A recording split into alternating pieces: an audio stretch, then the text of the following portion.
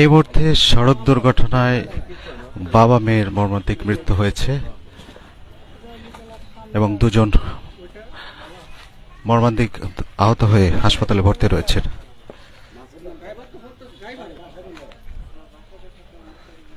ফুটফুটে একটি মেয়ে শিশু, সাথে বাবা শুয়ে রয়েছেন।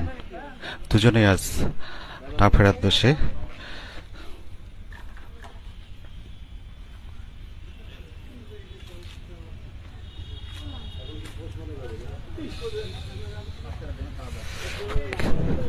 কিছুক্ষণ আগে নাটোরের বড়াইগ্রাম উপজেলার যে পাবনা নাটোর মহাসড়ক রয়েছে, সেই মহাসড়কের গোধরা এলাকায় কিন্তু একটি প্রাইভেট কারের সংঘর্ষ হয়েছে।